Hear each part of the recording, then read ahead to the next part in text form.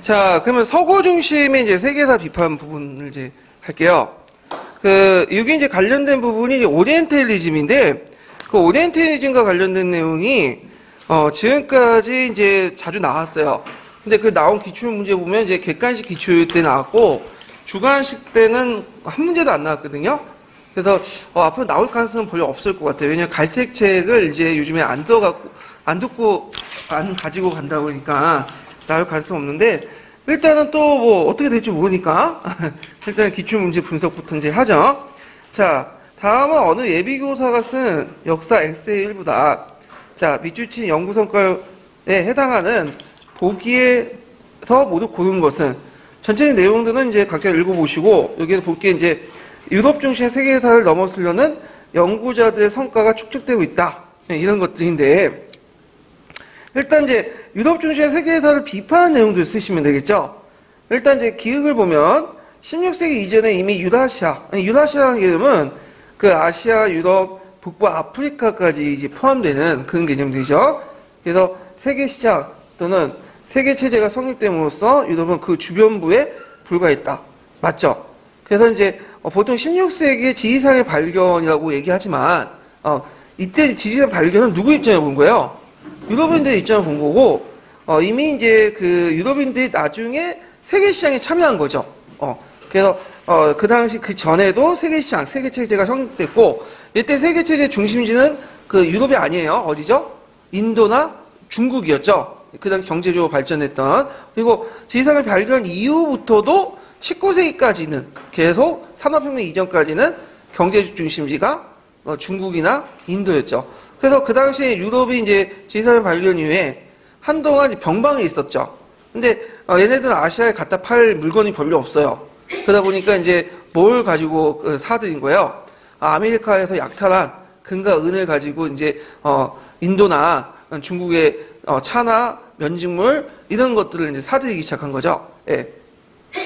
자, 그 다음에 니은을 보면 바스크 다가마가 인도항을 발견하기 전부터 인도는 북아프리카, 인도, 동남아시아 이런 세계 시장의 중심이었죠. 예. 그 다음에 이제 디귿을 보면 근대 유럽의 경제는 아메리카 제약을 가지고 아시아를 생산 시장 무역을 끼어들어 생긴 이유를 바탕으로 선정한 거죠. 그래서 만약 아메리카가 없었으면 아시아의 어떤 값비싼 물자들이나 자신의 자본 축적도 불가능했었다. 이런 것들이고, 그 다음에 이제 니은을 보면 정근대 시기 아시아는 농업 생산 발전했다. 농업 문명이 발달했고, 지중해 유럽 산업 중심의 도시 문명이 발달했다. 전형적인 오리엔탈리즘이죠. 그래서 이게 이제 예전에 세계사 시각에 교과서에 많이 실렸는데, 그 지금도 많이 반영돼 있어요. 유럽은 어디에서 출발해요, 역사가? 아테네, 그 다음에 스파르타, 로마로 출발해서 중세는 농촌은 별로 설명 안 하고 꼭 거기 중세 도시 생활 관련되고, 또 산업혁명 이후에 어떤 대도시 이런 것들만 설명하죠.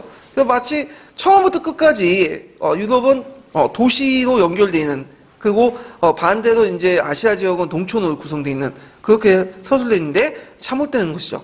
정근대 시대 때는 도시 생활이 중심이 아니에요. 농촌 생활이 중심이에요. 왜냐하면 농업 생산이 그렇게 발달하지 못했기 때문에 많은 도시 인구들을 부양할 수 없어요. 그리고 도시들도 그 당시 정근대 도시 중에 유럽의 도시는 그렇게 크지가 않았거든요. 프랑스, 파리, 지금은 유명하지만 그 당시에는 3만에서 5만밖에 안 되는 그 도시들이었고, 그 다음에 유럽에서 제일 큰 도시가 콘스탄티노플 정도인데 인구 한 50만. 근데 이에 반해서 이제 그 아시아에서는 수십만 명의 도시들이 많았죠. 특히 이제 바그다드라든지 개봉, 장안 이런 도시는 인구가 100만이 넘었어요. 예. 그래서 이런 명제들은 잘못된 거다. 그래서 이제 기역, 니은, 디귿 이렇게 비판적 견해들을 찾아서 쓰시면 돼요. 자, 그 다음에 이제 또 볼 게 뭐냐, 이것도 오리엔탈리즘이야. 11년 기출문제 나왔던 문제인데, 아마 똑같은 교수님이 똑같이 들어가서 똑같이 낸 것 같아. 이 주제를 가지고 이게 딱 보니까. 자, 11년도 걸 보면요. 잠깐만요.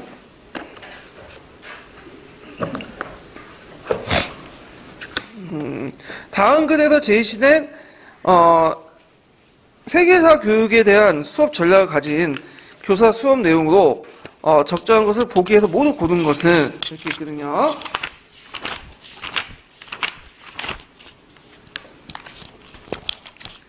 자, 거기 보면 이제 보면 그 최근 그 세계사 교육인 지역이나 문화권 사이에 간지역적 접근 방법을 중시하여 지구상의 다양한 사회, 국가, 집단이 지역적 문화적 경계를 넘어서 정개한 교류를 세계사 내용 조직의 원리를 강조하고 있다. 이거는 이제 간지역 접근 방법과 관련된 내용이에요. 상호 관련성의 원리인 그 내용 조직 방법 중에 그 녹색 책하고 파란 책은 없지만 갈색 책에 종전의 문화권적인 어떤 중심 방법이 너무 서구 중심이고 그러다 보니까 간지역 접근 방법을 강조했죠. 자, 그 간지역 접근 방법은 갈색 책에 나와 있는데 두 가지 개념이 있어요. 하나는 사회 문화적 서로 영향이 있는 것, 저촉 이런 것들을 강조한 거죠. 예를 들어 청동기 문화가 어떻게 확산이 되는가, 제지 기술이 어떻게 확산되는가 이런 것들 볼 수 있고, 두 번째는 각 지역 문화권별로 이렇게 떨어져 있지만 서로 공통된 사건들이 있어. 이런 것들 간지역적 접근 방법. 예를 들어 중앙 집권적인 특징들 이런 것들은 뭐 서양이나 동양이나 다 똑같죠. 두 가지 개념의 간지역적 접근 방법이 있는데 이때 이제 간지역적 접근 방법은 상호 관련성의 원리로 해서 접근했다. 이렇게 좀 기억을 해주시면 되고요.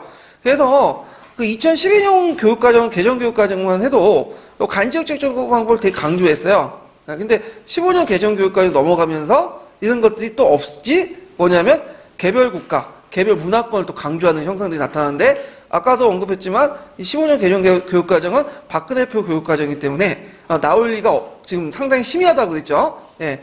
그래서 일단 이제 보면요. 자, 이 교사는 안드레 구드 프랑크가 니 올리엔트를 제시한 주장을 근거로 1500년에서 1800년까지 중국 중심의 조공체계를 강조했다. 이렇게 있는데 일단 이제 안드레 구드 프랑크가 주장하는 그 니 오리엔트란 그 개념은 뭐냐면 이 사람이 저술한 책 이름인데 이 사람은 뭐냐면 이제 유럽 중심의 역사관을 바로잡고 동양이 세계의 중심으로 돌아간다는 걸 의미한다 하면서 이제 했는데 그다음에 뭐라고 해요? 유럽은 아시아라는 경제라고 하는 열차에 꼬리칸 우리가 이제 꼬리칸 설국열차 아시죠? 거기에 달랑 타가지고 얼마 뒤에 객차의 통째를 빌려주니 19세기 들어서 그 꼬리칸 사람들이 뭐예요? 결국에 반란 일으켜갖고 쫓아내잖아. 그래서 이제 그 아시아인들 열차를 몰아내고 주인 행사를 했다. 그래서 니 오리엔트라는 건 뭐냐? 오리엔트를 다시 돌린다는 거야. 그래갖고 오리엔트 반대해서 거꾸로 가서 그것을 역사를 비판하는 그 내용이 이제 주 내용인데, 그래서 그 구체적인 사례로서 그 당시 이제 19세기 이전에 중국 중심의 조공체제가 있죠. 그래서 겉으로 상당히 불공평하지만 상당히 이제 뭐냐면 서로 상호회적인 측면에서 전개했던 것이 이런 것들이고, 그 과정에서 많은 이제 뭐냐면 뭐예요? 국제 무역도 일어나게 되죠. 이런 것들을 이제 설명을 했죠. 자, 그래서 이제 간지역적 접근 원리에 해당하죠. 이것도 동아시아 국가 간의 어떤 교류니까. 그 다음에 이제 막스 베버와 관련된 내용을 이제 김교사가 하는데, 자, 우리는 경제발전 역사로부터 얻은 교훈이 있다면 그것은 문화가 모든 차이를 만든다는 것이라는 막스 베버의 통찰을 근거한 자본주의 역사를 설명했다. 자, 막스 베버라는 거 여러분들 아시죠? 뭘로 유명해요, 이 사람이? 프로테스탄트 윤리와 자본주의 정신이라는 책 있죠? 이 사람은 원래 종교사학자예요, 종교사학자. 종교사회학자예요. 그래서 이 당시 이제 막스 베버가 왜 유럽은, 서유럽 같은 경우에는 자본주의가 발달했고, 다른 나라는 왜 발달하지 않는가? 그걸 연구했어. 결국에 이 사람이 이제 그 뭐냐면, 내린 결론은 뭐냐면, 이 자본주의 경제 시스템은 종교와 관련돼 있다.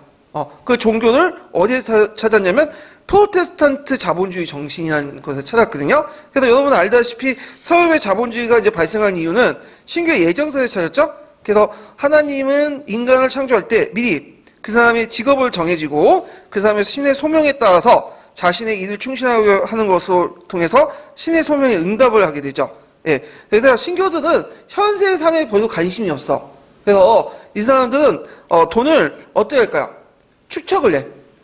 그러니까 자본이 축적이 되고 그걸 바탕으로 해서 다른 곳에 투자를 하게 되죠. 그래서 자본주의 제일 중요한 게 축적과 투자인데, 이 자본 축적과 투자가 원활히 하면서 자본주의가 일어났다. 뭐 이런 식으로 설명한 거예요. 그러면 거꾸로 중국은 왜 자본주의가 발달하지 못했는가? 이걸 또 설명해. 이것을 이제 뭐라고 하냐면 유교에서 찾죠. 공자가 뭐라고 하면 군자불기다 이런 말이 있어. 그러니까 특정한 일을 매여 있지 말고 뭐냐면 그 여러 가지 일을 겸해라. 이런 것도 있고. 그래서 이제 전문적인 전문성이 없어졌다는 거죠. 그리고 그 중국 사람도 항상 뭘 강조하죠? 그 얼굴 민질 강조하잖아요. 예, 그러니까 체면을 강조해. 그래서 허위의식이나 허위에 빠져가지고 쓸데없는데 돈을 많이 투자한다는 거야. 결혼식 할 때나 여기 축하할 때나 가시용 소비를 많이 한다는 거죠. 그러다 보니까 또 중국인은 현재 중심 사고방식이죠. 그러다 보니까 얘네들은 돈을 안 모아. 그냥 써. 팍팍팍. 그러다 보니까 자본 축적이나 이런 것도 전혀 이루어지지 않고 결국에 자본주의가 발달하지 못했다. 뭐 그럴듯하게 설명을 하는 건 같은데 지금은 이제 그때 당시에 맞을지 몰라. 19세기 때는 이제 유럽의 경제가 발달됐으니까 서유럽이. 근데 지금 시점 볼 때는 전혀 안 맞는다는 거죠. 지금 중국은 G2로서 미국 다음에 자본주의가 되게 발달했던 그 나라 아니에요, 자본주의가. 그러면 그리고 그 중국뿐만 아니라 일본이나 그다음 싱가포르나 대만이나 한국 같은 유교 문화권은 어떻게 설명할 것이냐? 지금 왜 자본주의가 발달될 것이냐? 이건 결국에는 그 뭐냐면 신교의 영향 때문에 아니라는 거죠. 그러니까 자본주의하고 종교는 관련성이 없는 거야. 근데 굳이 그렇게 해서 관련을 해가지고 뭔가 자기의 우월성을 내세우려고 했던 거는 그 밑바닥에는 뭐가 깔려있냐, 막스 베버가. 서구 중심적인 어떤 사고방식이 깔려있기 때문에. 그러니까 한 가지가 자기가 좀 유리한 걸 보면 항상 그걸 가지고 가대포상을 해갖고 마치 모든 게 다 유리한 것처럼 자신의 어떤 지위를 정당화시켜주는 그런 것들을 하는 거죠. 예. 그리고 그 과정에서 자신의 어떤 침략적인 행위, 제국주의 침략 속성 이런 것 다 부정을 해버린 거죠. 예. 그래서 이런 것들을 이제 비판을 하는 것들이 있다. 좀 기억을 해주시면 되고요. 제가 이걸 이제 어디에서 이제 그 강의를 들었냐면 도열 선생님 아시죠? 김용호 선생님. 그분이 그 얘기를 하더라고. 그래서 한번 저희 시간 되시다면 들어보세요. 사상사는 되게 잘하시는 것 같아. 물론 그 사람 의견을 전혀 동의하지 못하는 것도 되게 많은데 그 철학적인 내용들은 되게 쉽게 설명하더라고요. 예. 자, 그래서 이제 있고 디귿 같은 경우에는 정교사 얘기를 볼게요. 신대륙의 은이 구대륙의 양극을 연결시켜주는 중요한 품목의 하나였다라는 아담 스미스의 관점을 토대로 그 당시 이제 18세기 아시아와 유럽의 경제를 비교해 설명했다. 그러니까 그 당시 16세기, 18세기 때 유럽에서는 살아남을 수 있었던 게 뭘까요? 네, 아까쯤에 신대륙의 금과 은이죠. 결국에는 신대륙의 금과 은을 약탈해갖고 아시아의 물건을 사들이고 자신의 자본을 축적했잖아요. 그래서 이런 측면에서 이제 얘기한 거고 여기에서는 이제 상호 관련성의 원리니까 이런 것들은 이제 관련된 걸 봤죠. 디귿. 그래서 있고 그 다음에 이제 니을을 보면 13세기 세계사에 대한 제니 아부 루구드라는 사람의 관점에 예를 들어 동아시아의 동지중에 이르는 유라시아 지역의 해상과 육로를 통해서 산업막 구축을 했다고 설명했다. 예, 이것도 뭐와 관련된 거예요? 그 당시 이제 그러니까 세계 각지의 어떤 상호 연관성을 강조돼 있죠. 유럽과 해로의 역할, 그러니까 유럽과 해상의 역할, 그 서로 연결시켜주는 상인들이 어떤 상인들일까요? 이슬람 상인들이죠. 네, 이런 것들과 연결. 그러니까 상호 관련성의 원리에 따라서 기읒, 디귿, 니을이고, 니을은 상호 관련성의 원리보다는 좀 서구 중심적인 어떤 오리엔트 시각이 많이 깔려 있다. 이런 것들. 그래서 이제 이런 것들 좀 보시면 되고요. 그래서 기읒, 디귿, 니을 이렇게 보시면 되고, 뒤에 넘어가서 3번 볼게요. 3번. 자, 3번도 마찬가지로 이제 상호 관련성의 원리 입각해갖고 이제 문제를 냈던 건데요. 좀 보면요. 아이고 잠깐만요. 이게가 어디 갔냐? 박 교사의 수업 계획에 따른 설명으로 적절한 보기에서 모두 고른 것은 이렇게 이제 있는데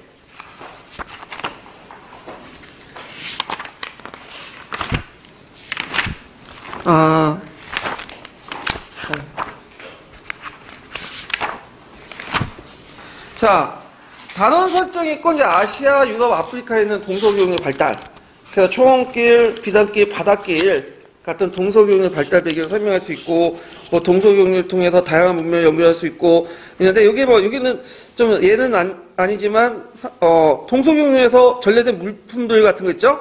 이런 것도 좀 외워두세요. 예. 그래서 예전 기출문제 나왔으니까. 수업 내용도 쭉 있고요. 그 다음에 이제, 여기에서 보기에 있는 데가 모두 고른 것은, 자, 여기에서 이제 중요한 것은 뭘까요?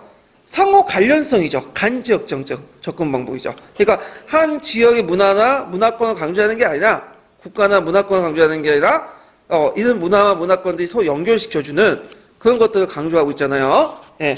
그래서 이제 이렇게 이제 보면, 일단, 그 보기 내용 볼게요.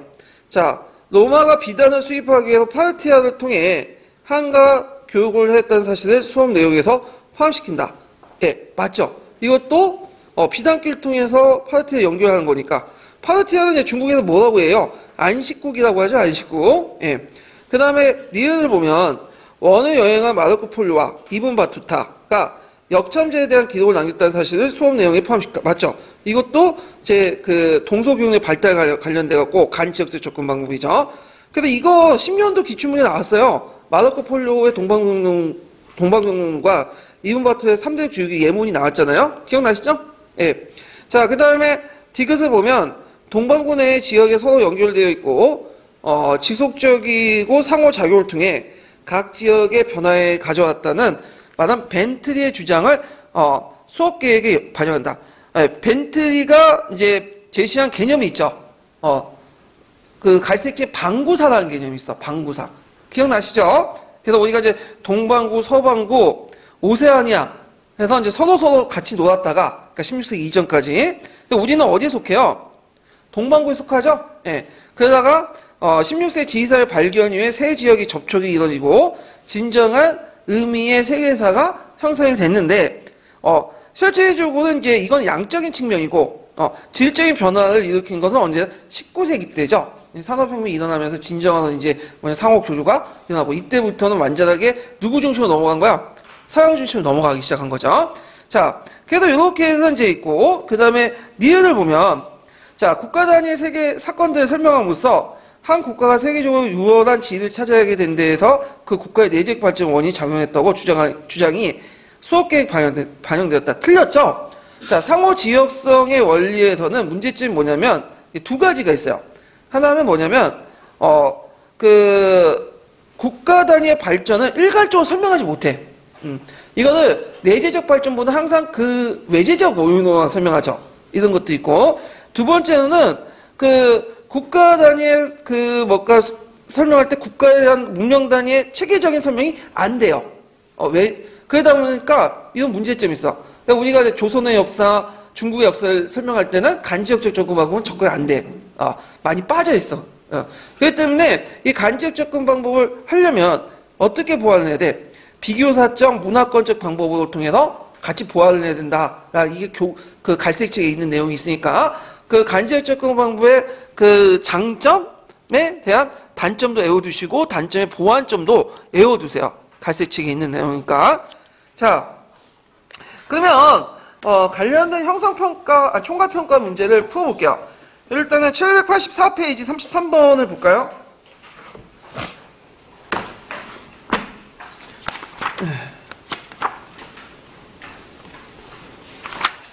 자, 784페이지 33번은 좀 약간 지금 시기하고 맞지는 않은 문제예요. 예전에 13년도에 만드는데, 일단은 이제 보면서 이러이러한 관점이 있구나 하면 정리하기는 좋아요. 이 문제 풀면서. 그래서 다음은 대립 논쟁식 수업에 이런 도중에 보여주고 있는 세계사들에 대한 영희와 철수의 역사인식을 비교한 거다.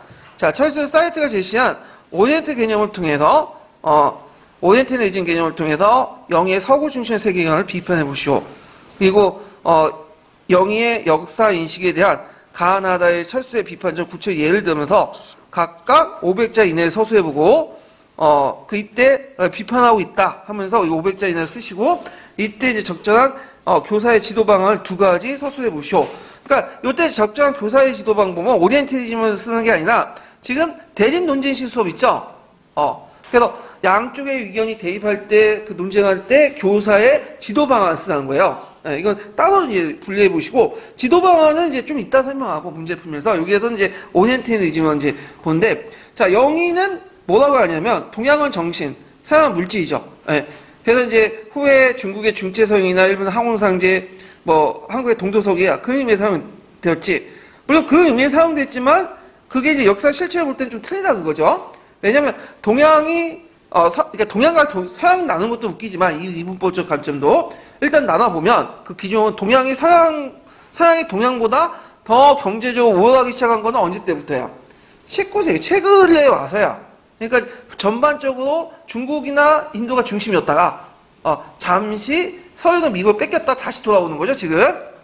그래서 요 내용들 이제 비판을 하면 되고, 두 번째로는 이제 아까 얘기한 것처럼 유럽은 도시가 발달됐고 아시아는 농업이 발달했다. 이것도 이제 비판하면 되고요. 그 다음에 이제 여기 보면 16세기 때 바스코 다가마의 인도 항구가 발견되어 유럽이 세계 무역의 중심이 되었다. 그래서 이런 것들은 잘못된 거죠. 이것은 16세기, 그러니까 19세기 이전까지는 계속 그 유럽은 뭐예요? 변두리에 불과했어. 그리고 어떻게 교육했냐? 아까 전 남미에서 뺏은 금과 은을 가지고 교육하고 자본을 축적하게 된 거죠. 이런 내용들 간색증 주시면 이제 쓰시면 될 것 같아요. 자, 그래도 이렇게 있고요. 그 다음에 그 786페이지 보자. 36번.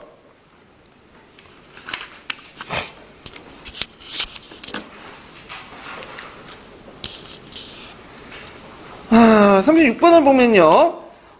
요것도 이제 내용을 보면 이제 좀, 서술 내용이 길긴 기는데, 길게는 풀 수는 있겠네요, 이번에. 네, 이거는. 자, 16세기 때 신학교 개척의 계기로 서양 중심의 세계사가 성립되었다. 이 세계사는 유럽의 발전 도식에 맞춰서 자본주의와 국민국가를 도달하는 목적론적 세계사죠. 예, 그래서 목적론적 세계사가 지금도 우리나라 쓰고 있죠? 예. 그 다음에, 중심, 비유럽의 이제 그 비중심, 위계하던 세계사를 반바하여 새로운 세계사 개념을 제시하고 있다. 자, 여기에서 이제 제시하고 있다는 거예요. 다음, 기획의 책의 이름을 쓰고, 기획의 저자의 세계사적 인식을 두 주인에 쓰시오. 이렇게 했는데, 우리가 이제 세계사라는 개념에 대해서 한번 재정리할 필요가 있어요. 세계사라는 것은 지구사가 아니죠. 그러니까 지구 전체의 역사가 아니야. 세계사는, 지금 계속 발전된 개념이야. 잉하는 개념이죠. 현재 진행 개념이죠. 그렇기 때문에 세계사의 범위는, 세계사는 어떻게 정해야 되냐? 지구사가 아니라, 우리의 문명권하고 계속 접촉하고 지속되는 그 부분의 어떤 역사를 같이 다룰 때 세계사라고 하는 거야. 그러면 이 진정한 의미의 세계사는 16세기 때 성립된 것이 아니라 그 전에도 존재했던 걸 볼 수가 있죠. 그래서 이게 대표적인 게 뭐냐면 집사라는 거죠. 이 집사라는 거는 이란국의 재상이었던 그 아시딘 우디라는 사람이 있어. 그 사람이 이제 뭐냐면 이 집사라는 개념을, 집사를 썼는데, 이 집사는 이제 그 어떤 내용이 있냐면, 몽고의 역사를 쓰면서 뭐냐면, 몽고의 역사와 접촉했던 다른 나라의 역사도 같이 서술래. 일종의 뭐예요, 그게? 최초의 세계사가 되는 거죠. 그래서 상당히 의미가 있어. 그래서 세계사 교과서도 있고, 갈색책도 있고 하니까, 이름 정도는 기억을 해주세요, 책 이름. 그래서 세계사 인식을 어떻게 인식하냐? 자, 자신의 문명권 바깥의 인간 사회를 세계로 인식하고, 그 시간의 맥락 속에 자기 문명과가 상호 연관되어 있는 역사를 구성한다. 그러니까 세계사가 오늘날 지구사가 아니다. 그리고 세계사는 16세기 이전에도 존재하고 있었다. 이런 것들을 잘 보이는 게 집사라는 책이죠. 그래서 이런 내용도 이제 보시면 되고, 자, 798페이지 펴보세요.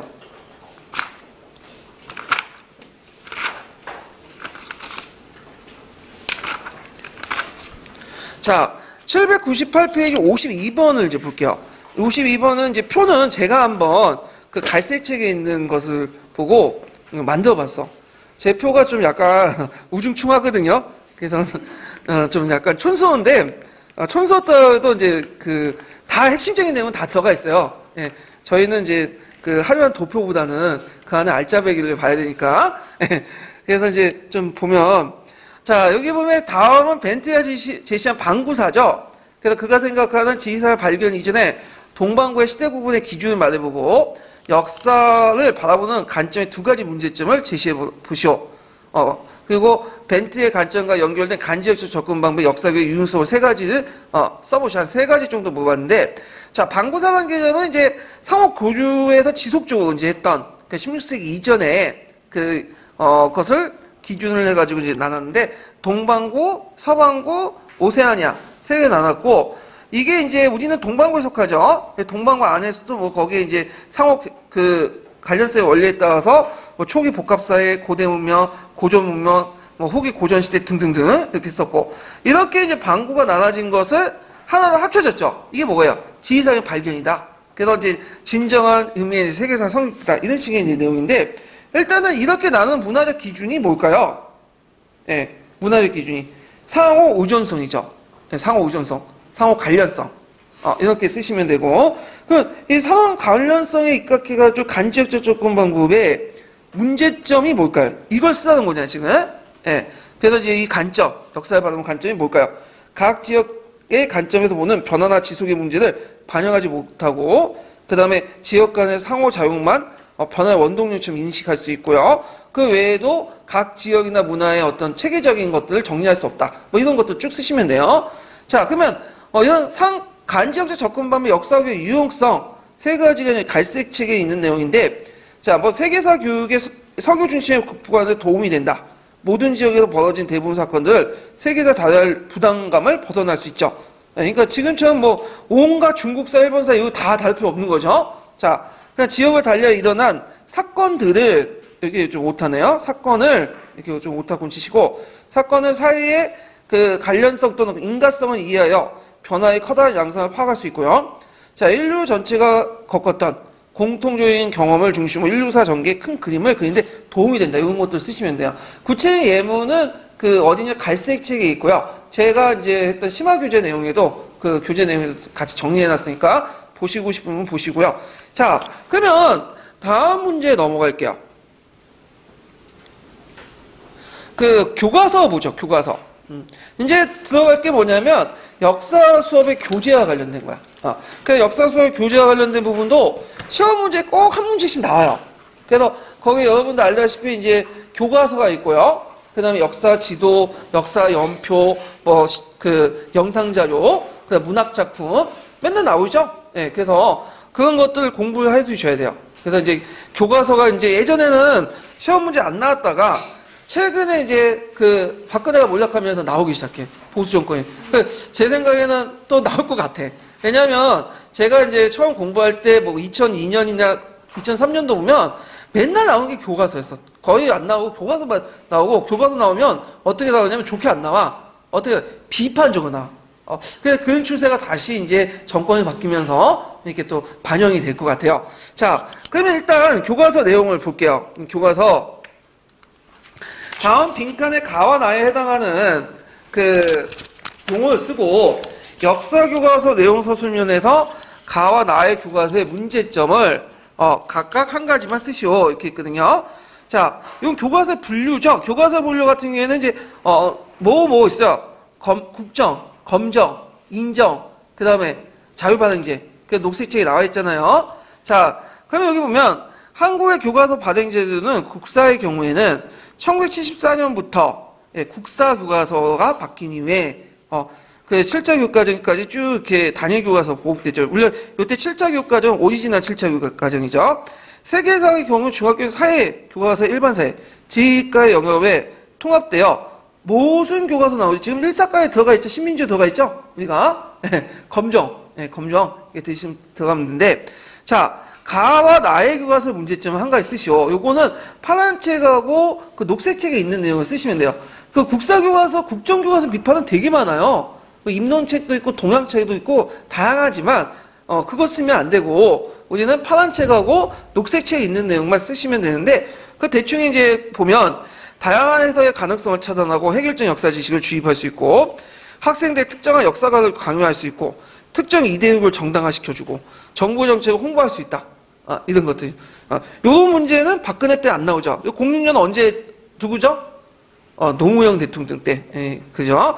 자, 그 다음에 이제 나의 교과서 문제점. 자, 원래는 검정 교과서가 도입할 취지를 잘 생각해 보세요. 왜 도입했어요? 다양한 관점을 받아들인다. 이런 취지에서 받아들였거든요.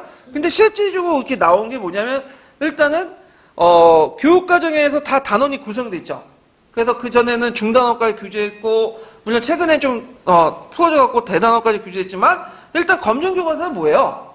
다 규정을 했기 때문에 정부 입장에 그 정부가 정해놓은 교육과정 입장에서 써야 돼. 그러다 보니까 원래 취지대로 안 되고 어떻게 해요?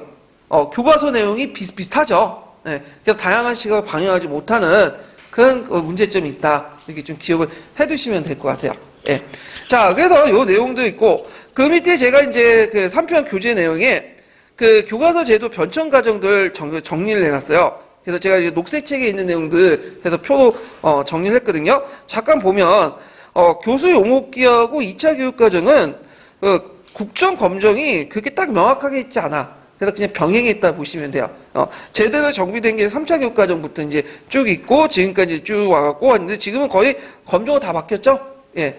그래서 있고 그 교수 용어기부터 해서 7차 교육 과정까지 그 국사, 한국사, 그다음 세계사 뭐 교과서 보고 싶다. 그럼 어디 가시냐면 우리 역사 내시라는 곳이 있어요. 우리 역사 내 보면 예전 교과서들 아주 차례로 원문 그대로 올려놨거든요. 그래서 그거 보고 정리를 해주시면 되는데 그걸 볼 필요 없을 것 같아. 근데 요것만 이제 녹색책에 있는 내용들만 보시면 되고, 예. 자, 나중에 뭐 대학원 그 공부하실 때 뭐 석사 놓으실 때 거기 가서 이제 공부 좀 하시면 되고요. 자, 2번을 볼게요. 2번은 이제 뭐와 관련된 거냐면 이거는 05년 기출문제 나왔던 건데 논문책에 더 냈어요. 논문책. 지금은 이 내용이 그 최근에 이제 우리가 보고 있는 동향이나 이런 거 다 이제 포함되긴 하는데 그래서 제가 이제 동향책 내용이 이제 참조를 해놨거든요. 예. 그래서 이제 그 문제를 보면요. 2번 다음과 같은 주장이 현행 역사교과서 서술의 가진 특성에 기인한 걸 볼 수 있다. 자, 이러한 주장이 나오게 된 역사교과서 서술의 특성을 세 가지만 쓰시오. 예, 뭐 되게 비판적인 내용들이에요. 일단 교과서를 대할 때 교과서는 사실을 확인해주는 정보를 제공 기독성이 있고요. 독자가 그 안에 주어진 경험적 실제를 해석하고 그 실제를 해석하고 재구성 작품성이 있어요. 그러니까 기독성이라는 거는 이제 설명책 테스트처럼 뭐예요? 그냥 자기가 그 권위 있는 저자가 학생들에게 일반적인 역사적 진리라는 것들을 전달해주는 방법이죠. 예. 근데 작품성이라는 것은 그것을 학생들이 읽고 뭐냐면 해치하는 거야. 비판하고 분석하고 그런 것들이 작품성이죠. 그러면 여기에서 나온 이제 그 교과서 특성의 특징을 이런 비판들을 유추해 볼 때 교과서는 어떤 특징을 갖고 있다는 거야. 다양한 목소리를 담아내지 못하고 있다. 이런 것들이 있죠. 그 다음에 이제 두 번째 이제 그 내용을 이제 보면 뭐가 있냐면 독자적 테스트와 그 다음에 저자적 테스트가 나와. 요거는 이제 그 누구 이론이냐면 거기 잠깐 그 993페이지 펴보세요. 이 독자 테스트하고 이제 그 뭐냐면 저자 테스트 관련된 로랑 바르트라는 사람이 있어요. 로랑 바르트. 이 사람이 이제 이론인데 이 로랑 바르트라는 사람이 이제 그 독자 테스트하고 저자 테스트라는 개념을 이제 제시를 했는데 독자 테스트는 뭐냐? 자동차 타이어의 교체 비용, 하산의 용암의 부출 과정 같죠. 설명처럼 의미가 명확히 전달 테스트야. 우리가 얘기하는 수학이나 과학은 그런 테스트죠. 여기는 뭐 주관적인 의미도 없죠. 우리가 뭐 지구가 어떻게 그 생겼는지 우리가 얘기할 수 없죠. 그냥 생긴 대로 얘기해줘야지. 예. 그래서 이런 것도 있고. 근데 이게 저자적 테스트는 뭐냐? 독자 직접 참여하여 의미를 새로 생성시키고 새롭게 만드는 거야.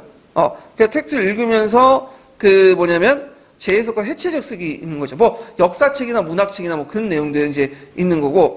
근데 로랑 바르트는 또 읽는 태도에 따라서 실제 독자와 모의 독자 여기 두 가지 또 나눠요. 그래서 실제 독자는 읽으면서 어느 의미를 주체적으로 가다는 독자를 말하고 모의 독자는 텍스트의 수사적 자체를 쉽게 영향을 받는 렉터리에 영향을 많이 받는 그런 것들을 이제 말한다. 그러면 지금 역사교과서의 서술 방식은 어떤 부분이냐? 자, 여기 표에 보시면 독자 테스트와 저자 테스트, 모의 독자, 실제 독자인데 어디에 속하겠어요? 실제 보면 자, 여기는 일단은 그대로 받아들이는 거지요. 그 뭐겠어요? 모의 독자에 얘기하는 거죠. 그러니까 그 모의 독자를 얘기하는 거고, 그 다음에 있는 그대로 그러니까 어떤 객관적 사실을 이제 그냥 명확하게 제시하는 설명적 테스트 내용이죠. 지금 교과서는. 그렇기 때문에 모의 독자하고 어디에 해당하냐면 저자적 테스트에 해당하는. 거기 표가 약간 잘못된 거예요. 네, 그 옆에. 그래서 두 개, 나쁜 건 다 골라드는 거야. 그러니까 우리가 바람직한 그 테스트는 어디라는 거야, 지금. 바람직한 테스트가 그 옆에 표에 빗금치는 거기 바람직 테스트죠. 그래서 모의 독자, 독자 테스트고, 그 다음에 이에 반해 바람직하지 않은 테스트는 모의 독자, 독자 테스트가 실제 독자하고 독자 테스트 그 밑에 표죠. 그리고 바람직한 테스트는 뭐냐면 그 옆에 저자 테스트와 모의 독자 여기 이해되시겠죠? 예. 그래갖고 이제 이렇게 했는데, 그래서 우리는 이제 뭐냐면, 그 교과서는, 지금 현행 교과서는, 일단 저자적 테스트 모의 독자를 대상으로 한 거고, 그러다 보니까 마치 이제 그 역사 책에 있는 내용을 객관적 진실이냐 얘기하게 되고, 그 다음에 이제 무비판적으로 받아들인다는 거죠. 예. 그래서 이제, 있고, 그 다음에 또 문제점은 뭐냐? 거기에 이제 노랑 바르트라는 사람이 뭘 문제점 하냐면, 교과서 밑에 깔려있는 어떤 이제 서브 테스트적 의미, 부테스트 의미를 잘 모른다는 거야. 부테스트는 뭐냐면, 저자가 의도, 목적을 드러내지 않게 숨어있는 사실을 읽어낼 수 없어. 예를 들어, 요번에 이제 한국사 국정교과서 이제 제가 받았는데, 그래서 제가 이제 한국사 연수를 다녀왔거든요. 작년에. 원래 가기 싫었는데, 3학년 담임이고 뭐 3학년 맡았다고 그때 12월 달 할 게 없으니까 가래요. 그래서 일단 갔어. 갔더니 이제 뭐 얘기 쭉 하더니 그 책을 보내주더라고요. 교육부에서. 그래서 교육부에서 책을 보내줬는데 경기도 교육청에서 문자가 또 왔어. 받은 책들 다 돌려주라고. 근데 저는 가지고 있었어요. 그냥. 지금도 가지고 있어. 왜 돌려줘? 다 역사적 기념물인데. 거기 내용을 보니까 뭐 근현대사, 중세사까지는 뭐 근현대 넘어가. 근데 근현대에서 넘어가면 이제 문제점이 많이 가요. 특히 현대에서 넘어가면 박정희에 대한 기술이 되게 많아. 이승만, 박정희. 그리고 박정희의 사진들이 너무 많아. 박정희 사진도 뭐 박정희가 여자 안가에 들어가서 이제 어린 여자들 불러갖고 술 마시고 그런 사진이 아니라 되게 공장이나 이런 데 돌아다니면서 찍은 사진들 있죠? 그런 것들. 그럼 이런 사진들은 왜 이렇게 많이 배치했냐? 저자의 의도가 있는 거죠. 왜? 박정희를 부각시키기 위한 거죠. 그러니까 박근혜가 자기 아버지의 어떤 효도 차원에서 만든 교과서야. 자기만 읽으면 되는데 문제는 다 읽으라니까 문제가 생긴 건데, 자, 하여튼 이런 것들을 파악하지 못한다는 거죠. 예, 일단. 자, 그 다음에 교과서 읽는 학생들이 직접 역할을 못하지. 왜? 아이들은 뭐야? 지금 실제 독자가 아니라 모의 독자죠. 모의 독자. 그 다음에 교과서가 마치 절대적 진리인상 기록돼 있죠. 이건 무슨 테스트의 문제점 때문에요? 저자적 테스트의 문제점 때문이죠. 그래서 이 표를 아까 말했처럼 여기 표가 잘못 칠해졌죠? 실제 모의 독자하고 저자적 테스트 그 옆으로 쳐주셔야 돼요. 오른쪽으로. 예. 그래서 이제 좀 곤쳐주시고. 자, 그 다음에 넘어가서요. 이게 이제 지금 어디에 나온 동양책에 있는 내용이야, 동양책에. 자, 3번 문제 볼게요, 3번. 요것도 되게 어려운 문제야. 이게 03년도에 나왔는데, 03년도에 제가 이제 두 번째 시험 받았거든요. 세 번째인가? 세 번째 시험 받았는데, 무슨 문제가, 어디 논문책을 그렇게 갖다 뺏겨가지고 냈는지, 이런 문제가 나왔어. 자, 요거는 이제 뭐가 있냐면, 역사교과 서술에서 역사의 구성적 성격이 잘 드러내지 않는다. 그러니까 이제 뭐와 관련 역사교과서 설명적 테스트의 문제점이죠.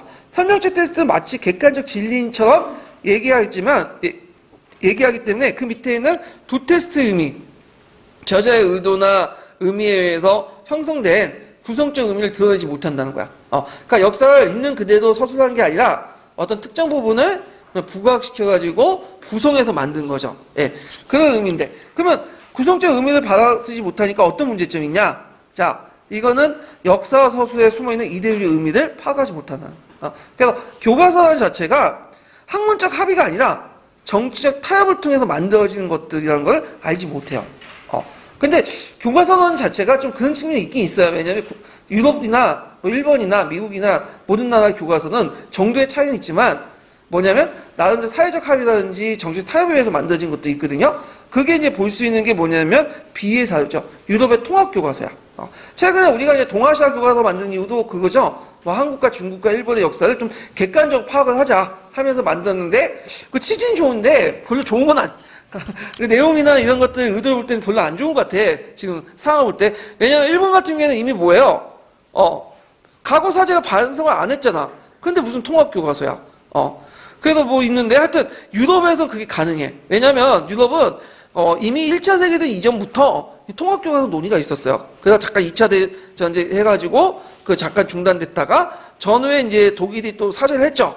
전후 보상도 제대로 했고 배상도 했고 하니까 이게 가능했던 거야.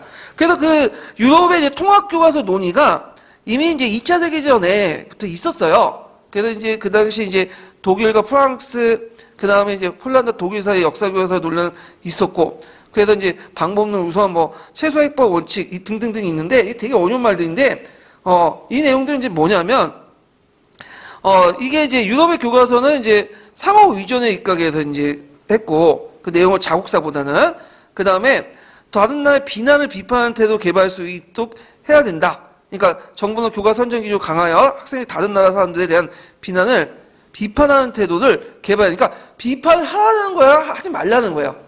이 말은 비난을 비판하는 태도니까 비판하지 말라는 거지. 잘 들어보세요. 그러니까 사람들에 대한 비난을 비판하지 말라. 이렇게 비난을 비판하는 태도를 개발할 수 있도록 해야 된다. 그러니까 다른 나라 사람들 비난을 하면 그 자체가 잘못됐다는 걸 얘기를 해줘야 된다. 우리가 이제 예를 들어 다문화 할 때 뭐 동남아시아 사람이나 이런 사람들 이제 오면 그 사람들 비난을 하잖아. 아, 이거 잘못된 거다. 문화적 상대성이 좀 이해를 해줘야 된다. 이런 것도 이제 하자는 거죠. 그러면 여기에서 논쟁을 이제 딱 보면 어떻게 해야 하냐면 교과서를 만들 때 일단 각국의 역사보다는 상호 관련성에 입각해서 그 교류의 역사를 강조해야 돼. 그러니까 유럽 안에. 그 다음에 그 어떤 문제 사안이 있으면 그 사안에 대해서 어떤 특정 국가의 잘못이라고 설명하면 안 돼. 이건 전 유럽의 현상이라는 걸 설명을 해야 돼. 그러니까 예를 들어갖고 2차 세계대전의 원인이었다. 2차 세계는 분명히 누가 잘못한 거야? 독일이 잘못한 거죠. 독일 시틀러가 등장해갖고 막 한 거야. 근데 유럽에 지금 나온 통합교과서는 그렇게 설명 안 해요. 시틀러도 잘못했지만 그는 사회적 분위기도 문제예요. 유럽 전반적으로 보면 이제 1차 세계대전 이후에 뭐 여러 가지 경제적 혼란도 있었고 구국단체도 등장했고 이런 것들이 유럽의 보편적 형상들이었고 독일에서 시틀러가 나와갖고 2차 세계 일으켰다는. 그러니까 이 책임의 문제들 독일 국민뿐만 아니라 뭐죠? 다른 국민까지도 다 보편적으로 이렇게 책임을 지우는 거죠. 그러면서 어떻게 책임을 독일 국민들에게 비판한 걸 쏟아내는 걸 막으려고 했던 거죠. 이거는 엄연히만 사실보다는 어떤 정치적 합의를 통해서 형성된 거죠. 구성적인 측면이 있잖아요. 그래서 이제 이런 내용이야. 그러면 왜 이렇게 이제 정치적 목적에 의해서 이 책을 만들었냐? 이거는 역사를 통해 단일 유럽의 형성의 필요성 때문이죠. 그래서 유럽은 1차 세계 끝난 후에 위기의식을 느끼게 된 거야. 왜 위기의식을 느끼냐면, 이제 예전에는 서유럽을 중심으로 해서 국제 질서가 돌아갔잖아. 근데 새로운 강대국들이 등장한 거야. 뭐 미국 같은 그런 나라, 그 2차 세계 끝난 다음에 중국, 일본 그런 나라들이 등장하게 된 거죠. 그러니까 이제 안 되겠다. EU라는 단일 정체성을 형성하자. 그러니까 유럽이라는 그러면서 경제적, 문화적, 역사적 통합이 필요했고 그 과정에서 나온 것이 오늘날 유럽의 통합교과서다. 이렇게 보시면 되고 거기에 영향을 받았고 우리도 이제 나름대로 동아시아사를 만들지만 전제 조체가 지금 성립이 안 되죠. 일본이 반성을 안 하기 때문에 그게 안 되고 이게 안 될 것 같아.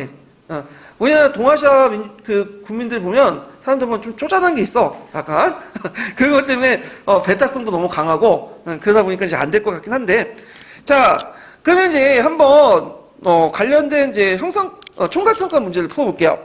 그 778페이지 펴보세요. 778페이지 25번 문제 볼까요?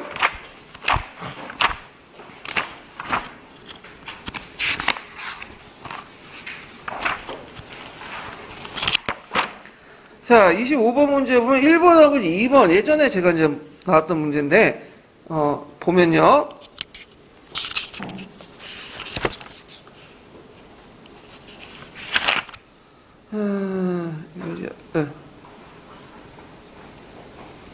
자, 다음은 교과서 활용 방법에 관한 글이다. 이 글을 읽고 문헌에 답하시오. 요거는 이제 어디에 나온 거냐면 파란 책에 있는 내용이야. 파란 책에 보면 교과서 문제점이 제시되어 있고 그걸 어떻게 극복할 것이냐 이런 것들이 쭉 나와 있거든요. 그래서 이제 파란 책 기준을 얘기하면요. 자, 역사교과서 단원 구성 및 서술은 고대부터 현대까지 통사적 방식을 취하기 때문에 상당히 지도하고 무미건조한 내용들이 되게 많죠. 그래서 이제 이런 것들, 그 다음에 감정이나 판단 요소가 배제된 지극히 무미건조한 강경한 기술, 이런 것들을 어떻게 이제 할 것이냐. 그래서 파란 책에는 어떻게 이제 제시되어 있냐면요. 일단은 이제 파란 책에서 내용을 보면, 그 학년에 따라 주제별, 시대별 접근의 필요에 따라서, 탐구자들나 학습과정 교과서를 늘리고 지식 제시형을 대표 다양한 문학적 언어를 표현하자. 이런 내용들이 이제 있어요. 그래서 첫 번째는 1번과 관련된 거고, 뒤에는 2번과 관련된 내용이죠. 자, 그다음 종전의 교과서과는 수업에 다루어야 할 최소한의 기본적 지식이라는 거나 학습해야 할 역사적의 전부를 담고 있는 절대 도구라고 인식하고 있다. 자, 그래서 이러한 관점에서 교과서 어떤 식으로 변화해야지 교육적 가치가 있는지 그 20자 이내로 쓰시오 이렇게 있는데, 자, 이거는 이제 그 절대적 교과서관에서 벗어나서 뭘로 나가야 되는 거야? 도구적 교과서 나가야 돼. 예전에 기출문제 나온 것처럼 도구적 교과서관을 쓰시면 돼요. 그래서 역사의식의 형성에 도움을 주는 학습 안내서 기능을 하자. 이건 7차 지도서에 그대로 나와 있죠. 지금도. 그렇지만 현실은 아니죠. 교과서를 달라 외워야 돼. 그래서 이제 문제점이 있는데, 자, 그래서 있고 795페이지 48번 문제 볼게요.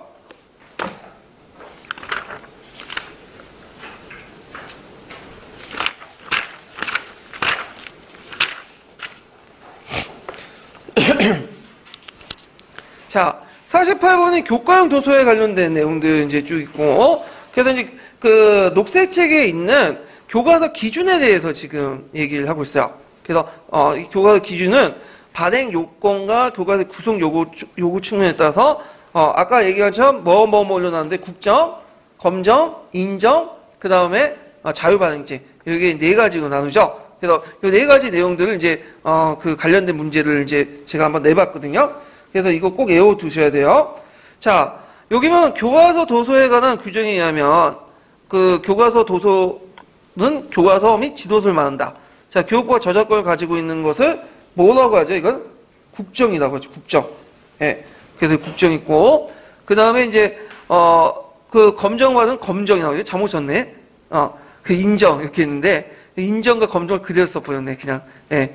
자, 하여튼 국정이라는 것은 이제 뭐냐면, 여기에서 이제 물어보는 게, 일단 가위주의 교육과정 발행된 독보형 국사교과서 명칭, 발행 의도를 쓰는데, 이거 요번에 시험 문제 나왔던 뭐죠? 3차 교육과정 때 독보형 교과서 뭐예요?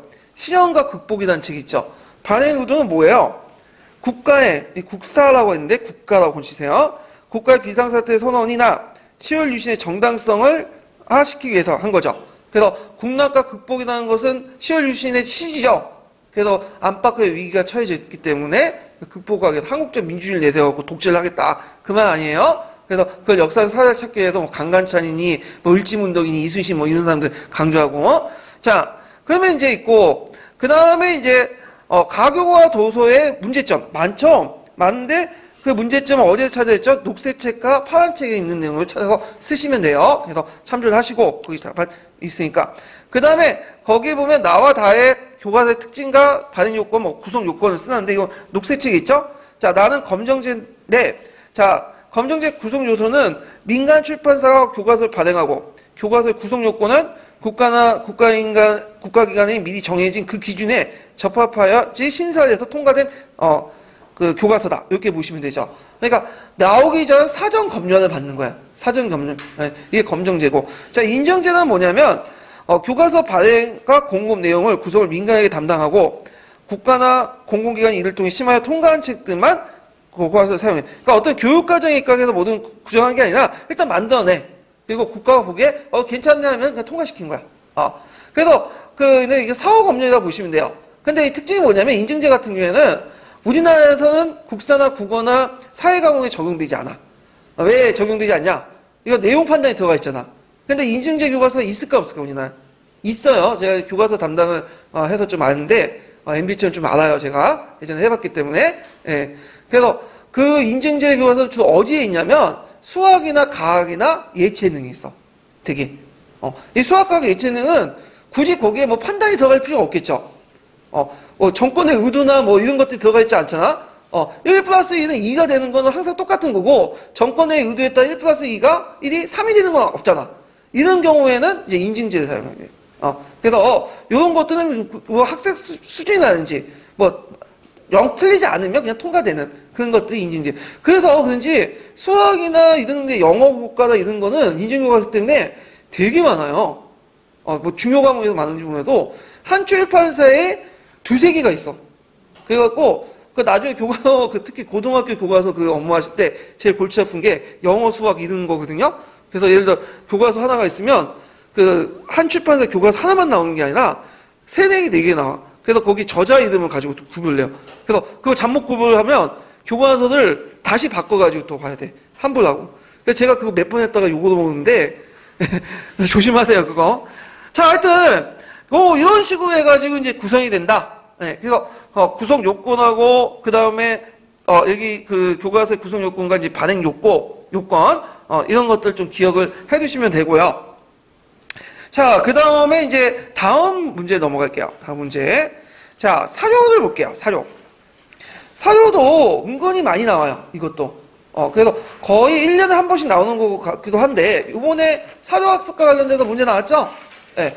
근데 딱 보시면 알겠지만, 사료학습을 보면, 나오는 부분이 요것도 한정돼 있어. 그래서 되게 파란 책, 그 녹색 책, 그 다음에 남색 책이 있는 내용들이 쭉 있잖아요?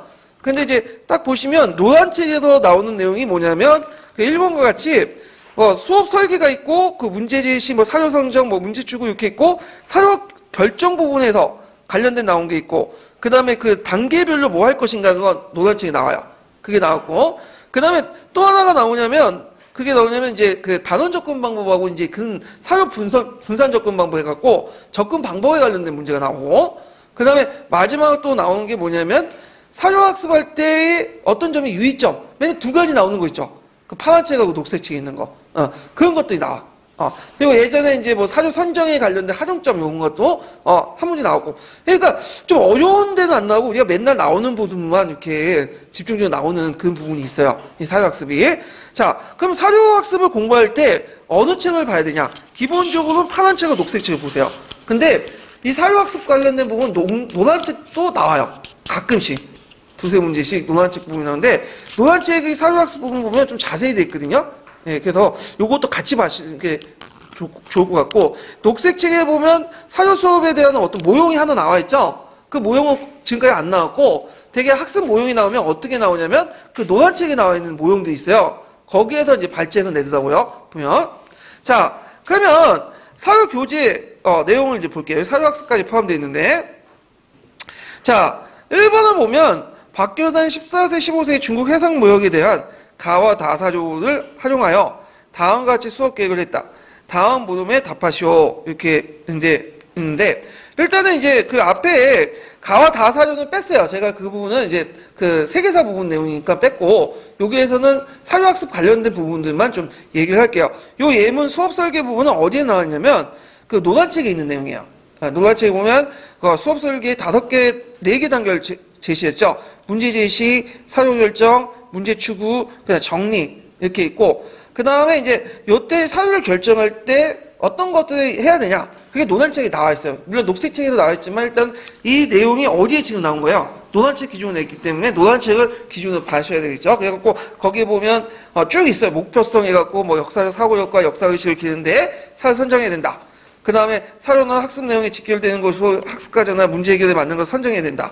능력과 발달에 맞아야 되고, 가치와 증빙성이 있어야 되고, 근원성이 있어야 되고, 정확성이 있어야 되고, 다양성이 있어야 된다. 근데 이거 다 외우기 힘드니까 여러분들은 뭐냐면 한 2-3가지만 외워두시면 돼요. 그냥. 예. 자, 그래도 있고, 사료학습의 유용성을 써. 이것도 되게 많아. 노란 책에 있고, 파란 책에 있고, 녹색 책에 등등 있는데, 일단 제가 이거 다 정리해놨어. 노란 책 내용 보면 교사 측면도 있고, 학습적 측면 이렇게 나눠서 있고요. 그 다음 녹색 책, 파란 책 내용도 제가 정리를 했거든요. 그래서 요것도 그냥, 그 내용을 좀 외워가지고 쓰시면 될 것 같아요. 다 외우시면 힘들면, 2-3가지 정도? 이렇게 외워가지고 쓰시면 돼요. 왜냐면 되게 요즘에 나오는 게 2가지 쓰시오까지만 나오고 그 이상 안 넘어가더라고. 예. 예비 용어로 한 2가지 더 외워두시는 것도 좋아요. 왜냐면 또 잊어먹을 수 있으니까. 예. 자, 그래서 이제 이렇게 있고, 자, 그 다음에 이제 뒤에 넘어가서,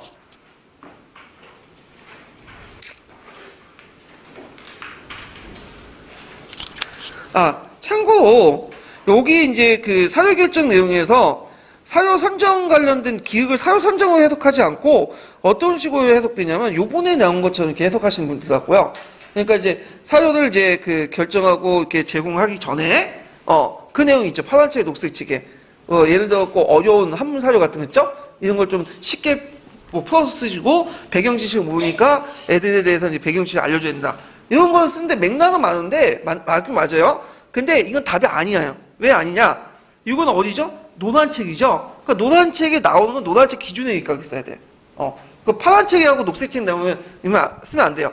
그러니까 이렇게 단서가 주어지고 노란책 분명히 명시되어 있는 것은 노란책을 기준으로 내야 된다. 그러니까 이런 단서가 없을 때는 우리가 지금 요번에 기출 나온 것처럼 이렇게 쓰시면 돼요.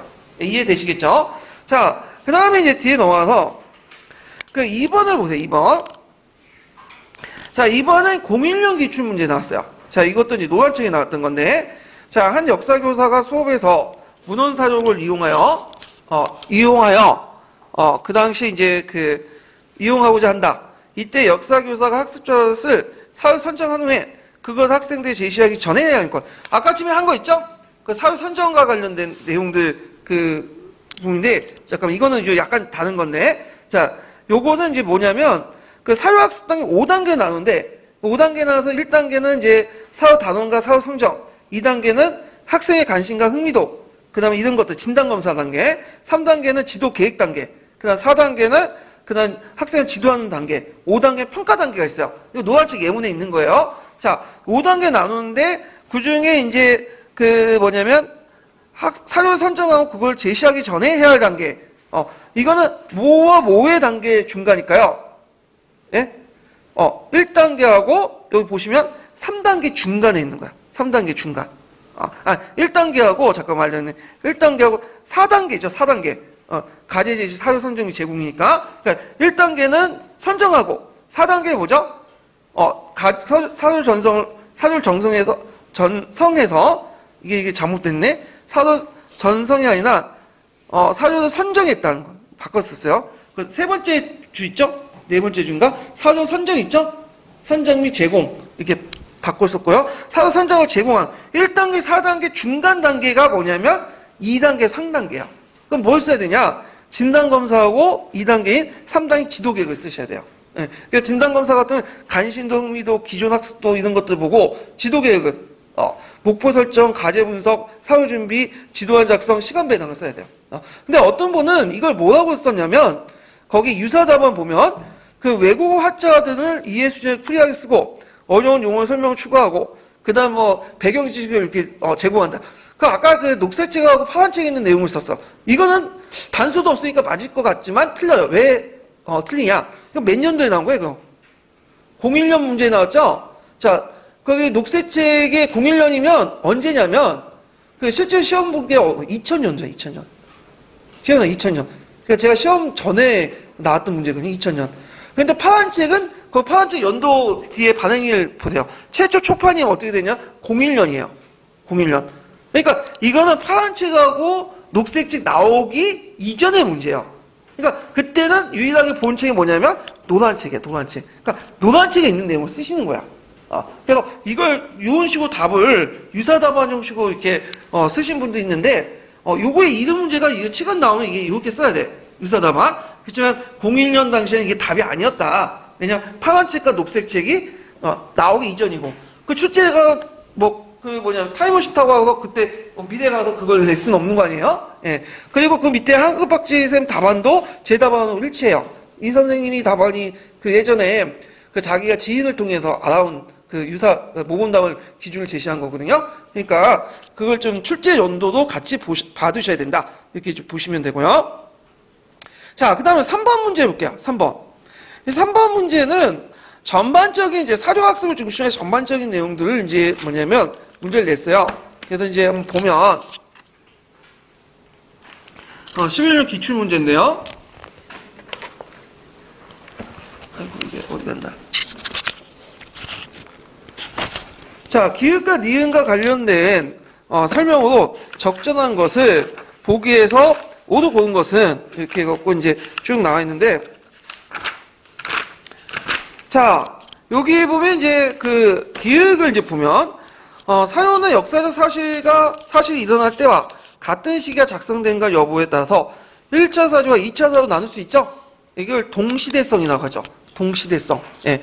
그러면 이제 기획과 관련된 내용을 보면, 안정부의 동사 강목은 고구려 역사를 연구하는 데 이용했다면 1차 사료지만, 안정부의 학문이나 사상을 연구하기 위해서 자료는 이용했다면 2차 사료다. 이게 틀렸죠? 이게 연구할 때는 2차 사료가 돼요. 그렇지만 안정부의 학문이나 사상을 연구할 때는 1차 사료가 되죠. 예. 이게 이제 그 파란 책에 그 내용이 있어요. 발해고와 관련된 것들 있죠. 발해고를 연구할 때는, 발해사 연구할 때는 2차 사료가 되지만, 유독공의 사상을 연구할 때는 뭐예요? 1차 사료가 된다. 그러니까 어떤 목적에 따라서 같은 사료도 1차 사료, 2차 사료가 달라지는 거가 있어요. 예. 요걸 얘기하는 거고. 자, 니은을 보면, 사료 중에 역사적 사실을 압축할 서술되거나, 비유적 표현하는 것이 있어 유의할 필요가 있다. 그래서 이제, 예를 들었고, 이제 이건 텍스트 문맥비판 관련된 내용이죠. 독재체제하에서 발간된 신문을 사료를 활용할 경우는 당시 사항을 비춰서 해석하는 경우가 있는 것이 바람직하다. 예를 들어 전두환 시대 때 이렇게 제하인사라는 말이 들어왔거든요. 제하인사. 오늘 제하인사가 귀국했습니다. 이때 제하인사는 누굴까요? 이때 고인이 되신 김대중 대통령 있죠? 네. 그러니까 김대중 대통령이 원래 사형선고 받다가 미국에 처방당했잖아. 그러니까 나중에 85년도인가 86년도 다시 들어왔거든요. 근데 이제 거기에서는 그 보도지침이라는 게 있었어, 언론사에. 그래서 그때 김대중 대통령을 얘기할 때는 뭐라고 이름을 거론하지 말고 제하인사 이런 식으로 거론하는 그런 내용이 있어요. 이건 최근년 사례고요. 그 대표적인 또 삼국사기 있죠. 삼국사기 보면 이제 4세기의 뭐냐면 내문왕 때 기사를 보면 왕의 말이 슬피 울었다 이런 말이 있어. 왕의 말이 상당히 비유적인 말인데 그때 400년 초에 누가 쳐들어왔어? 외와 가의 연합군들이 쳐들어왔죠. 그래서 신라가 상당히 위기에 처해졌잖아요. 그때 누구한테 도움을 요청했죠? 고구려 도움을 요청했잖아. 근데 이 사실이 빠져 있어. 삼국사기는. 그래서 이제 광개토당이 기병과 보병 5만 명 있고 쳐들어왔잖아. 도와주려고. 그 말이 샥 빠져 있어요. 왜 빠져 있냐? 신라의 입장을 볼 때는 상당히 부끄러운 역사 아니야. 그렇죠? 그러다 보니까 이제 나중에 통일신라를 하고 나서 신라가 삼국의 사설을 정리하는 과정에서 이걸 그냥 의도적으로 빼먹은 거죠. 그래 놓고는 비유적으로 이렇게 한 마디 딱 적어놓은 거야. 왕의 말이 무릎을 꿇으면서 슬피 울었다. 되게 은유적인 거죠. 그래서 삼국사기 그런 데 보면 이런 은유적 프로인데 되게 많아요. 근데 그 은유적 프로는 하나하나가 뭐냐면 역사 사실을 담고 있는 거야. 그렇기 때문에 다른 금성문 사조나든지 다른 사조하고 비교를 해고 그 해석을 할 필요가 있다는 거죠. 자, 뭐 이런 것들을 이제 보시면 되고. 자, 그 다음에 디귿에 보면 교사가 학습자 수준을 고려하여 적절한 지도 방안을 제시해야 된다. 그래서 이제 사조 선정 부분에 관련돼서도 이제 녹색책하고 파란책이 나온 것처럼 어려운 한자어나 외국어를 있는 경우에 알기 쉽게 표현하고 제시할 수 있다. 이렇게 이제 보고요. 항상 이거 디귿은 나와, 최근에. 노란책 예문이 안 나오면 항상 이 답을 쓰셔야 돼요. 뭐 사조학습 성정할 때 교사 고려할 점, 맨날 이게 레토리처럼 맨날 똑같이 나오거든요. 예. 자, 그 다음에 아마 똑같은 교수님이 들어와서 똑같은 문제를 계속 내는 것 같아요. 이런 식으로. 예. 자, 그 다음에 이제 니을을 보면 교사는 같은 역사적 사실이나 인물을 놓고 사조들 간의 해석의 차이를, 가 나타나는 점을 유의해야 된다. 예. 그래서 이제 어떤 팩트나 인물을 둘러싸고도 사조들 간의 어떤 사실들이 있는데, 예를 들어 선조실록과 진비령의 이순신의 서로 다른 평가가 있죠? 선조실록은 누구 입장에 쓴 거야? 일단. 선조의 입장에 쓴 거죠. 그러니까 선조는 되게 이순신을 좋게 볼까, 안 좋게 볼까요? 초창기 때는 되게 좋게 봤어.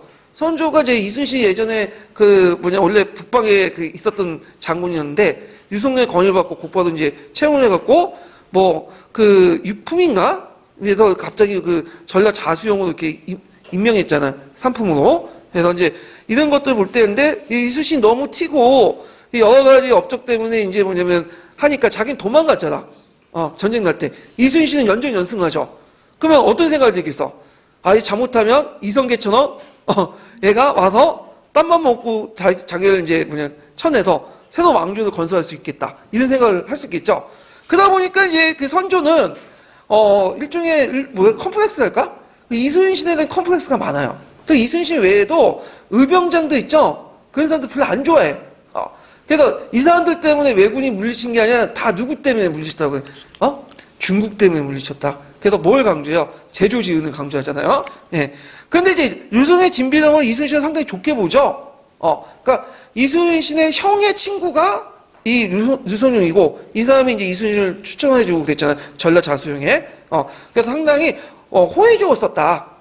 그래서 똑같은 인물이라도 이렇게 다르게 하면 평가받을 수 있죠. 그래서 이제 이런 걸 통해서 비교해 볼 수 있도록 이렇게 한다. 맞죠? 그래서 일단은 틀린 거니까 니은, 디귿, 니은 이렇게 이제 보시면 돼요. 그래서 전반적인 사조에 대해서 특징들을 물어봤어요. 자, 그 다음에 뒤에 넘어가서 그 4번 문제 볼게요. 4번. 이게 12년 2차 기출 문제인데 상당히 이제 내용이 좀 복잡해요. 이게 좀 쓸 내용도 많고 그래서 이런 문제는 안 나오겠지만 하여튼 방향성만 보기 위해서 이제 보는 거니까. 자, 김교사는 중학교 역사 수업을 위해서 가해 수업 계획을 세웠다. 그래서 가해 수업 계획 보면 뭐 갑신전 왜 일어나는가, 목표 있고 자료 있고 진행 등등 평가 내용도 있고요. 자, 그 다음에 기억을 구성하고 나를 참고해서 기억을 구성하는데 나는 이제 좀 보면 이제 문답식으로 돼 있죠. 김 교사의 대답을 보면 수업의 전반적인 이야기 설명으로 계획하신 이유가 무엇인가요? 그러니까 학생들 역사 사건 생동감 있게 이해하고 과거 인물의 입장에서 당시 상황들을 바라볼 수 있는데 수업이 유용하기 때문입니다. 그래서 이제 있고 이야기 수업의 특징이 이게 내면을 강조하는 거예요. 예. 자, 학생들의 사회 탐구와 글쓰기 하는 이유가 무엇인가요? 그래서 그 내면을 파악하기 위해서 글쓰기 수업 방식이 하나 있죠. 그래서 사회를 읽고 이해하면서 역사의 생각을 심을 기울 수 있습니다. 역사의 글쓰기는 수업 시간에 학습한 내용들 자기 생각을 정리하고 표현한 능력을 기른다고 보시면 됩니다. 이렇게 했는데 그래서 김 교사가 대답한 이야기 설명하는 계약한 이유에 대해서 역사 사건 생동감 있게 이해하고 과거 인물의 입장에 당시 상황을 바라보도록 하는데 이야기 수업이 유용하기 때문에 답변했다. 이렇게 했죠. 그러니까 그러면 그 갑신전변의 이야기 수업은 어떻게 진행을 할까? 그냥 진행한 게 아니라 일단은 어떤 방식이야? 설명책 테스트가 아니라 내러티브 테스트겠죠. 당연히 전제가. 내러티브 테스트 중에 생동감을 불어넣기 위해서는 어떤 수업 방법이 줄까요? 내러티브 이간의 이항 대비적 방식이 좋아. 원래 이항 대비적 방식이 뭐예요? 내러티브 테스트에 쓰였던 거죠. 애들에게 이제 뭐냐면 어떤 내용이라도 가르치는 방법이 있으면 효율적으로 어떤 연령대도 가르칠 수 있잖아요. 그래서 이제 이항 대비적 방식에 입각해갖고 쓰면 되죠. 클라이막스를 두고, 그리고 이런 것도 있고, 그 다음에 과거 인물 입장에 대해서 역사 감정이입을 쓰고, 그래서 이런 것들을 쭉 이항 대비적 설명 방식으로 서술하시면 되고, 이 관련된 예문들을 제가 한번 만들어봤어. 근데 어떤 분이 이게 아니다, 다른 쪽으로 해석하신 분도 있어요. 인정해. 왜냐면 제가 출제자 아니니까. 그래서 이제 제 생각이 그렇다는 거고 다른 분은 이게 아니라 요런 식으로 방식으로 해서 다르게 답안이 구성될 수 있어요. 왜냐면 이거는 정확한 답안이 지금 존재하지 않기 때문에 그렇게 예를 든 거고요. 자, 그 다음에 또 두 번째 이제 보죠. 니은의 선정한 의도를 말해보자. 사료탐구학습지를 이제 활동이는데, 자, 사료탐구학습지를 왜 설정한 의도가 뭐냐? 자, 이거는 뭘 써야 될까요? 사료학습의 효과를 쓰셔야 되겠죠. 그래서 이제 거기에 보면 그 학습 목표를 이제 보면요. 갑신전변에 관한 다양한 사료를 읽고 분석할 수 있다. 그리고 그 김 교사의 대담에서도 사료를 읽고 이해하면서 역사 생각 힘을 기울 수 있다. 이런 말을 볼 때 그 사료학습의 효과 중에서도 그 학습 목표하고 그 김 교사의 대담하고 관련된 내용들을 쓰시면 돼요. 그래서 이제 그 내용을 제가 찾아봤어. 그래서 사회를 접하고 분석, 비판, 해석, 종합함으로써 사상을 공정하게 판단하고 이해할 수 있고, 그 다음에 이제 사료 학습을 통해서 사고력과 탐구 능력을 양성할 수 있고, 역사에 대한 이미지를 풍부하게 해서 독사 능력을 육성했다. 이런 말들이 들어갈 수 있을 것 같아요. 그러니까 사료 학습의 효과 중에서도, 뭐와 관련돼서 그 학습 목표하고 그다음 김교사 대담 내용 중에 관련된 내용들을 부분 발췌해갖고 쓰시면 될 것 같아요. 예.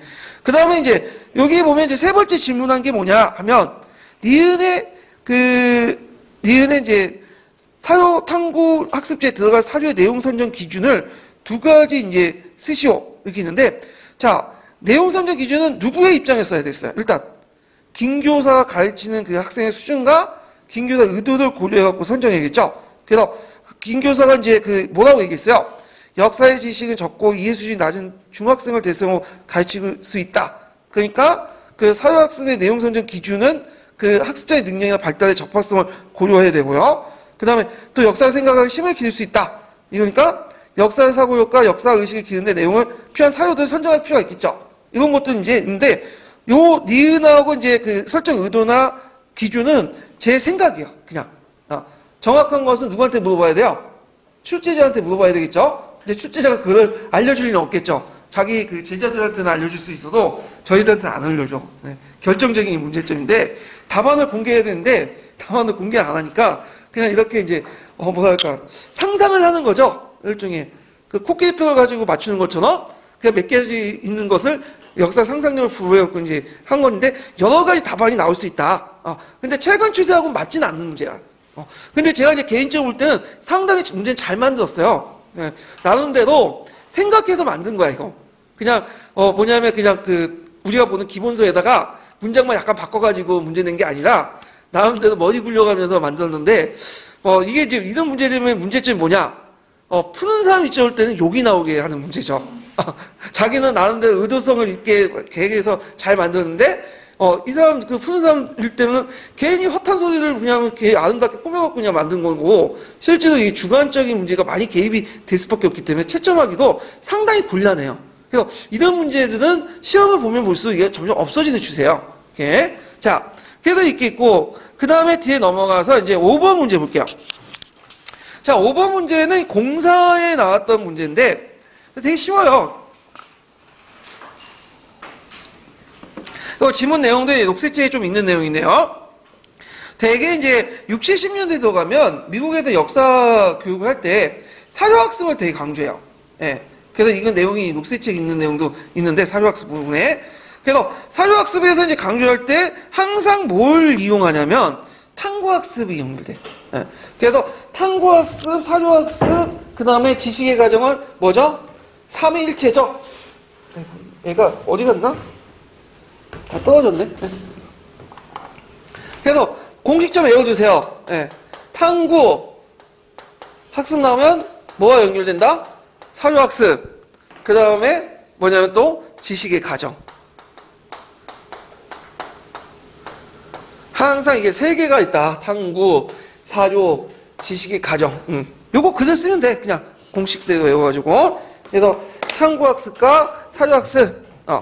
그래서 학생 스스로가 역사가 만든 것이라는 위주친 그 부분을 진면의 뜻은 단지 이제 역사가를 그러니까 단지 학생한테 연구한 역사적 지식을 인지할 뿐만 아니라 학생 스스로 학습 과정에 참여하여 어떤 역사적 그 지식을 생성하고 습득한다. 이런 내용들이 있다는 것 좀 기억을 해두시면 되고요. 여기 밑줄 친 부분이 잠깐만 이게 없네. 예. 보니까 여기 저거 쳐놓으세요. 학생들은 스스로 역사가로 만드는 거. 여기까지가 밑줄친 부분이에요. 예. 수정을 해주시고. 자, 그 다음에 이제 6번 문제 볼게요. 6번 문제. 자, 6번 문제는 뭐냐면 이거는 이제 복합 문제예요. 여기에서는 이제 역교원 관련된 부분만 떼어가지고 편집을 했지만 실제로 이게 뭐와 관련되냐 그 앞부분에 길드와 관련된 부분이 있어요. 중세 도시와 관련된 서양사 부분에. 그래서 서양사 부분과 관련된 부분은 나중에 서양사 관련돼서 이제 보고 여기에는 이제 사료학습 관련된 내용들 이제 보는 거예요. 자, H 교사는 고등학교 세계사 수업에서 다의 사료를 선정하여 아래와 같이 수업을 구성하였다. 자, 학습목표 A를 달성하기 위해서 교사의 사전활동으로 사료학습의 문제점을 보완하는 질문을 2가지 기수해 보시오. 그리고 C, 학습 내용에서 이제 B와 관련돼서 그러니까 길드의 경제 활동에 관련되어 구성해 보시오. 이렇게 했는데 일단은 이제 길드 경제 활동 관련된 내용은 제가 답에 제시했어요. 예, 그래서 참조하시면 돼요. 이거는 서양사 내용 지식과 관련된 거기 때문에 서양사 부분을 좀 알면 다 쓸 수 있는 부분이고요. 근데 여기에서 이제 뭐 역교훈과 관련된 부분이 뭐냐면 사료학습의 문제점 보완이죠. 요거는 우리가 맨날 나오는 레토릭 있죠? 맨날 첫 번째 뭐야? 이것을 학생 수준에 접하고 표현을 바꿔줘야 된다. 뭐 한문이라든지 이런 것들은 번역한 사료가 있고 번역한 사료라도 뭐냐면 지금 현대어에 맞지 않는 내용들이 많죠. 이런 것도 있고 두 번째로는 사료 역사는 사실 압축적이고 비유적이기 때문에 배경 지식이 없는 그 학생들은 이해하기 어려워요. 그래서 교사가 추가 설명을 단다거나 그다음 다른 관련 자료를 활용하는 게 바람직하다. 녹색책이 있어, 파란책이 있고. 요번에 시험 문제 그대로 따갖고 되는 거죠. 예. 그래서 항상 사료학습의 1순위가 이거야. 사료학습을 하기 전에 뭐 문제점이 있는데 이런 것들 교사가 어떻게 보완할 것인가. 이 두 번째 두 가지 내용이 항상 문제에 나와. 그러니까 애워두시고요. 자, 그러면 관련된 이제 총괄평가 문제 잠깐 풀어보고 넘어갈게요. 785페이지.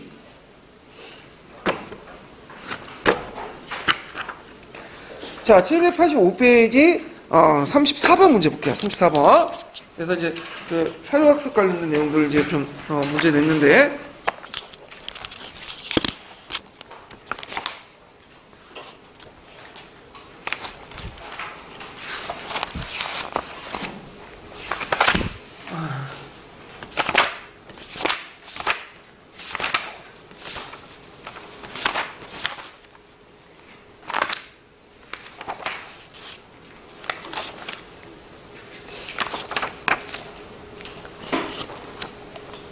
잠깐만요. 아이고, 제가 잘못 쓴 것 같은데, 뒤에 붙네.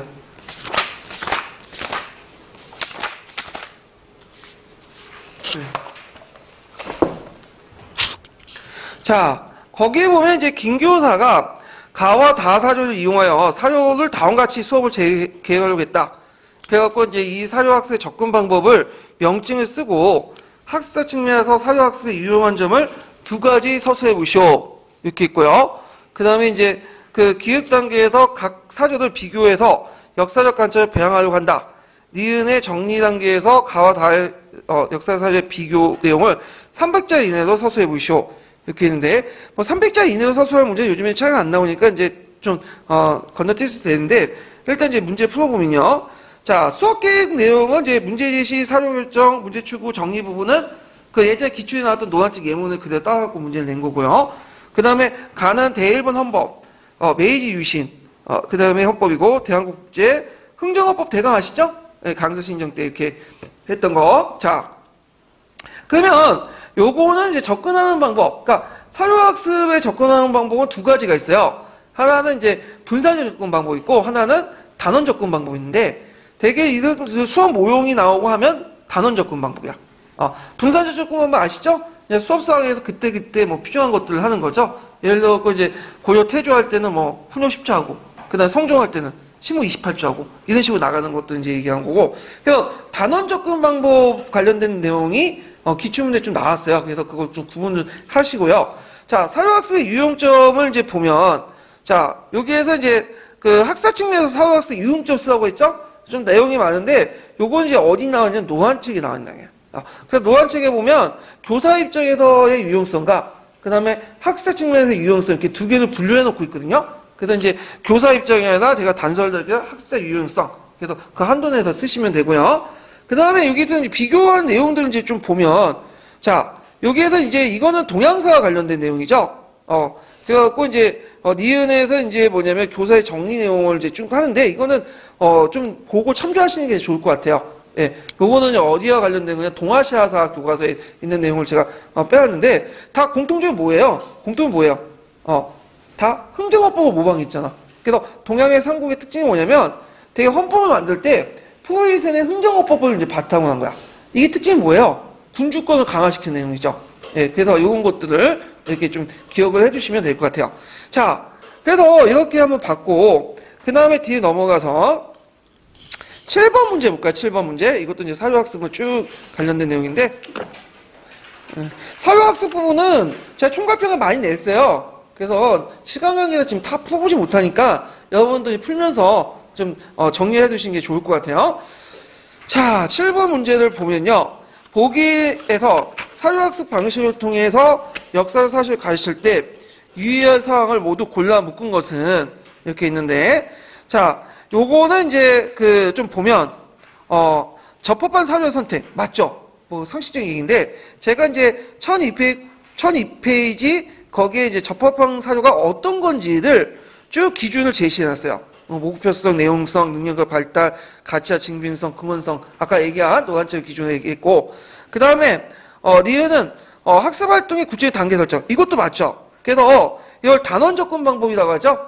예, 그래갖고 그 밑에 이제 문제 제시, 사료 결정, 그 다음에 이제 뭐 문제 추구, 정리, 평가 같은 그 노란책에 있는 내용들 제가 이제 제시를 했고, 그 다음에 이제 디귿에 보면 여러 가지 해석할 수 있는 개방성, 당연한 거죠.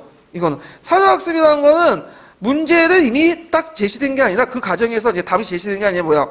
해석하는 과정에서 다양하게 뭐냐면 접근하는 거죠. 예, 이건 뭐 아주 그 기본적인 교육학적 지식이고, 그 다음에 지적 능력이 우수한 학생 때 성적. 우리가 이거는 뭐 어디 근거 안 찾아도 아 이건 아니다라는 느낌이 딱 오잖아. 그러니까 아니다라고 느낌 오면 아니다는 거예요. 그건. 예, 그래서 사회학습을 진행할 때 그 뭐냐면 지적 능력이 우수한 학생 집단을 선정할 경우에는 일단 뭐 이건 뭐 책에 안 나와도 여러 가지 문제점이 있었죠. 학생들 간의 어떤 위화감 이런 것도 이제 형성될 수 있고 바람직하지 않은 거지 교육적으로. 근데 교육적으로 바람직하지 않는 형상들이 학교에서 맨날 일상적으로 해. 현실하고는 좀 다른 얘기인데, 자 그 다음에 8번을 볼게요. 자 사회학습은 지적 능력이 모자라는 이거 국번 낸 거예요. 아마 똑같은 사람이 내는 것 같아. 그래서 사회학습은 지적 능력이 모자라는 학생들에게 보다 성공적인 결과를 가져올 수 있다고 한다면 이렇게 말할 수 있는 이유 타당하지 않는 것은 자 여기에서 이제 상식적으로 골라야 되는데 일단은 맞는 것만 한번 얘기해 볼게요. 2번을 보면 자 학생이 사회를 해석할 때 전문가나 다른 학생이 다르게 해석하는 개방성이 보장된다. 뭐 이게 맞을 수 있죠. 그 다음에 분석과 종합하는 자료 중에 고도의 사고력과 판단을 키울 수 있죠. 상식적으로. 그 다음에 사회학습이 학생들에 대한 흥미와 학생을 높일 수 있죠. 그러면 쉽게 고를 수 있는 게 1번이죠. 사료학습을 통해 학생들의 역사의 사건의 시대적 배경을 체계적 파악할 수 있다. 틀린 거죠. 사료학습이나 토론학습, 토의학습, 역할극 이렇게 활동 중심 있죠. 이 활동 중심의 그런 교수학습 방법은 학생들이 자기가 직접 들어가서 학습함으로써 어떤 직접 흥미감이나 어떤 여러 가지 사고를 키울 수 있지만 결정적 문제가 있어. 뭐가 문제냐면 체계적인 지식을 전달하지 못해. 짧은 시간에 체계적으로 지식을 전달하기에는 제일 좋은 방법이 뭐냐면 이렇게 강의식 수업이에요. 제가 지금 하는 방법처럼. 그래서 여러분도 앉아놓고 이제 뭐 역할극 그 다음에 뭐 역사 글쓰기 하자면 여러분들은 다시는 안 들으실 거야. 왜냐면 체계적인 지식 정리가 안 되잖아. 이런 것들은. 왜냐면 제일 결정적인 채점이 안 돼. 일단 명확히 뭘 써야 될지 모르고. 그래서 이런 방법이 좋은 방법은 아니에요. 솔직히 말해 수업은. 근데 이제 어쩔 수 없이 이제 그렇게 하는 건데. 자, 일단 9번 문제 볼게요. 9번. 자, 사료학습에 관해서 바르게 설명한 것은 자, 여기 보면 이제 사료학습에 활용하는 방법에는 강의법, 토론법, 탐구법 등 다양한 학습 형태를 가질 수 있다. 맞죠? 사료학습이라는 것은 여러 그 교수학습 방법 다 적용할 수 있어요. 왜냐면 강의 수업도 뭐냐면 하다가 어떻게 돼요? 중간중간 사료학습 할 수 있어. 이렇게. 왜냐하면 우리가 이제 분산적 접근 방법의 내용에 보면 뭐 성종의 정책을 하다가 심의 입학 쪽 나갈 수 있는 거 아니에요? 이렇게. 자, 그 다음에 이제 그 분산적 접근 방법은 역사 연구 방법을 위해서 1회에서 4회까지 뭐 근데 이거는 어디 나와 있는 거냐면 이거는 이제 그 단원적 접근 방법 관련됐네요. 분산적 접근 방법 그냥 어떤 계획 없이 그냥 하는 거야 그냥. 이게 특징이고. 그 다음에 이제 그 사료 학습 진행 시 교사가 사료 비판과 사료 해석을 하는 것이 사료 학습의 목적을 살릴 수 있다. 맞는 것 같긴 하는데 틀렸어. 왜 틀렸죠? 사료 학습의 주체가 누구예요? 교사가 아니죠? 뭐죠? 학생이어야지. 교사가 사료 학습을 하면 교사가 도움이 될 수 있어도 교사가 사료 분석에 비판을 했어도 학생들 전혀 도움이 안 돼. 해서나 하지 말아야 될 거고. 자, 그 다음에 단원 접근 방법을 통해서 통사학습 과정에서 본시학습 내용과 관련 있는 수업을 수시로 하는 사료학습 방법이다. 아니죠, 이거는. 이건 분산적인 어떤 접근 방법이죠. 단원 접근 방법은 아까 얘기한 것처럼 뭐야? 하나의 그 사료학습 자체가 뭐냐면 수업을 만들어가고, 단원을 만들어가지고 하는 거야. 그래서 보통 이제 1년에 한 3-4번씩 해갖고 한 타임을 짜가지고 사료학습만 주로 하는 거야, 이거는. 근데 수업 도중에 그냥 공부하는 거는 분산적 접근 방법이고 따로 뭐 이제 수업 계획이나 이런 것들 없어요. 모형이나 이런 거는. 자, 그래갖고 이제 사료학습에 대해서 전반적으로 이제 봤죠. 그래서 여러분들 이제 기출문제 풀어보면 이렇게 이제 어떤 부분에서 많이 나오는 부분은 항상 여러분들은 패턴이 있다는 거예요. 패턴이. 문제 패턴이. 그래서 사료학습은 지금까지 많이 나왔기 때문에 되게 그 교수님이 딱 들어가면 어떤 식으로 문제를 내가지고 구상을 해서 낼지를 파악할 수 있는 거죠. 그래서 여러분들 공부하실 때도 상당히 도움이 될 것 같아. 기출분석하면. 그래서 사료학습 같은 게 보면 그 녹색책에 보면 뭐 사료학습 그 모형이 또 하나 나온 게 있어요. 그래서 그 기출분석 안 하시는 분들은 그 사료학습 모형만 달달 내려가지고 들어가. 근데 기출문제 제도하면 어떻게 해요? 노란 책에 있는 사교학습 모형하고 맨날 나오는 유의점 두 가지만 달랑 외워가지고 들어간단 말이야. 그러면 누가 합격할 가능성이 많아요? 그 전자보다는 후자가 합격할 가능성이 많죠? 유형을 파악하고 들어가는 거니까. 예. 자, 그 다음에 이제, 연표와 지도를 볼게요.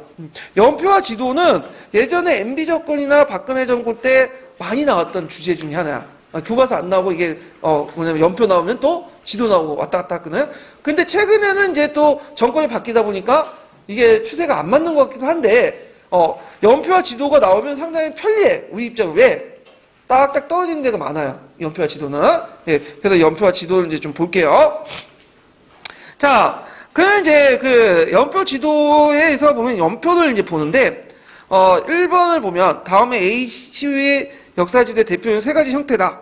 그래서 기능 측면에서 A, B와 차별될 수 있는 C와 두드러진 특징을 한 가지는 이제 볼 수 있는 것은 있는데, 자, 보통 이제 역사지도의 활용 유형에서 세 가지 유형이 있어요. 이게 맨날 나오는 부분인데, 자, 첫 번째 유형은 그 역사적 지역이 어디 있는가를 알려주는 거야. 지명이라든지 사건의 위치라든지 객관적 팩트를 알려주는 거죠.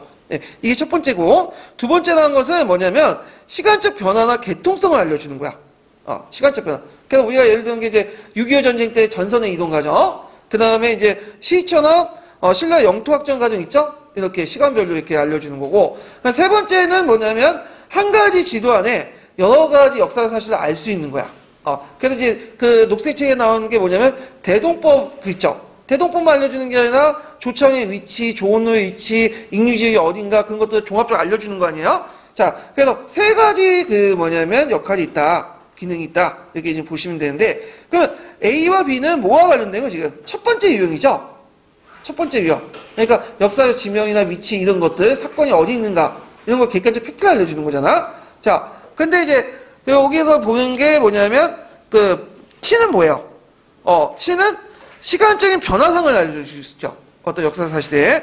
그래서 이거는 이제 어떤 효과가 있냐면, 역사의 시간적 변화를 개통적으로 파악할 수 있고 입체적 역사 이해가 가능하고 상상적 이해, 공간적 이해를 증진시킬 수 있다. 이게 이제 녹색책이나 파란책에 있는 내용이고요. 그래서 이런 역사지도의 유형 부분이 이런 세 가지 유형의 형태의 부분이 물어보는 게 많이 나온다. 좀 기억을 해두시면 되고요.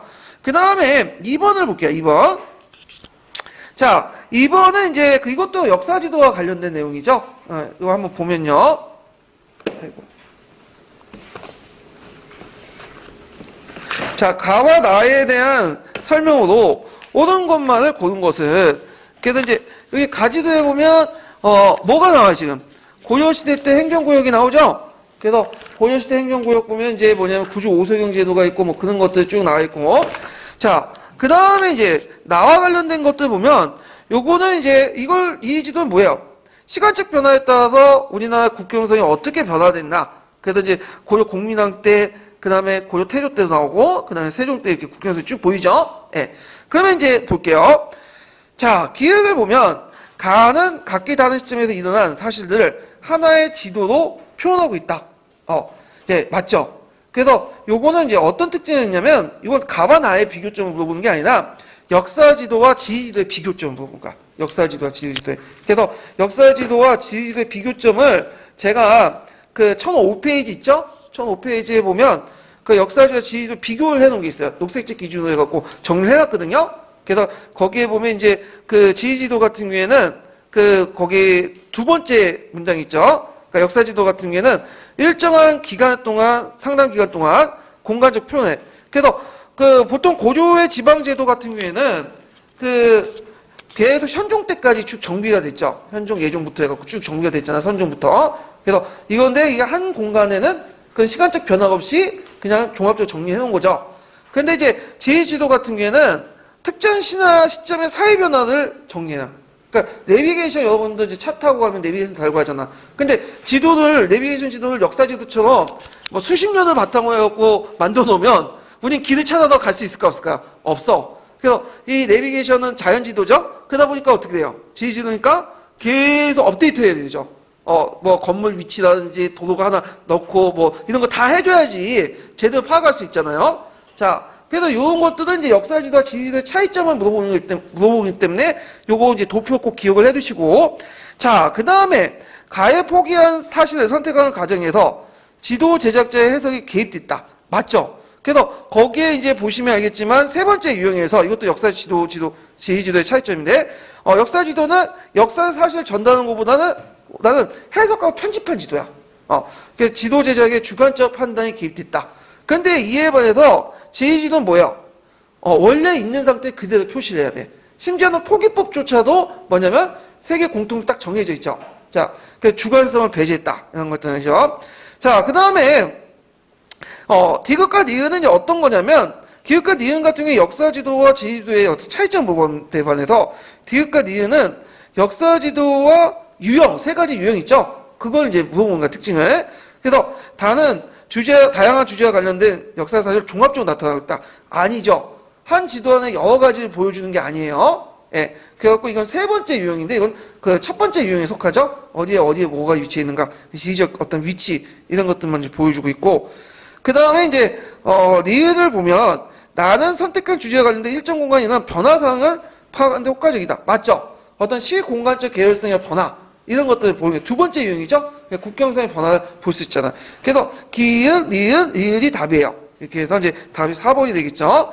자, 그 다음에 3번은 아주 상식적인 부분이에요. 이거 그냥 맞히라고 낸 것 같은데, 주는 문제인데, 자, 역사학습에서 시간적인 연속성과 시간의 변화에 대한 개념을 개발하는 데 도움이 주는 자료. 금방 나오죠, 뭐. 시간적 변화니까. 역사 연표죠. 역사 연표. 예. 그래서 이제, 시간적 연속성과 시간적 변화를 알 수 있는 게 역사 연표죠. 공간적인 변화나 이런 것들 알 수 있는 건 뭘까요? 예?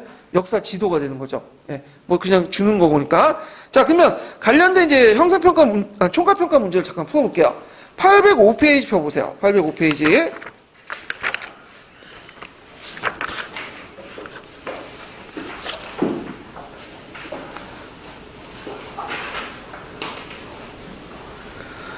아, 805페이지 64번 문제 볼까요?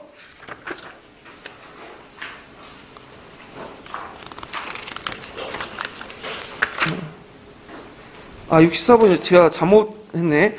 여기가 아니라 잠깐 뒤로 넘어가지고 이걸 했네. 809페이지 72번 문제 볼게요. 89페이지 72번.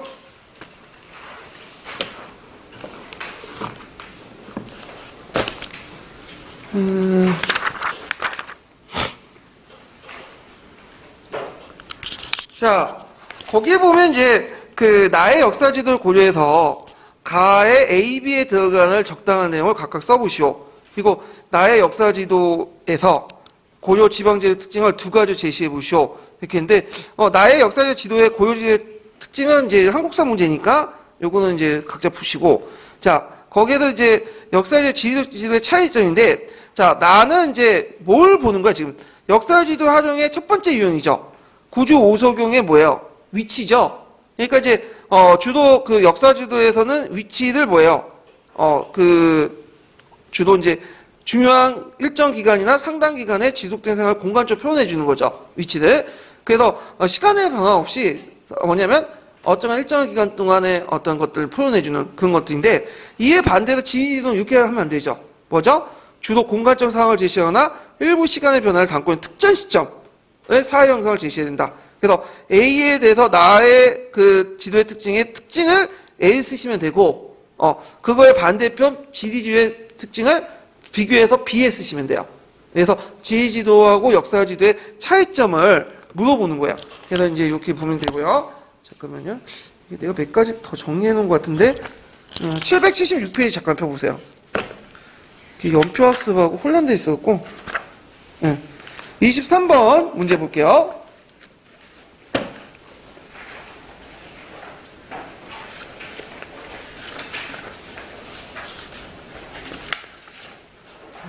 아, 23번 문제 보면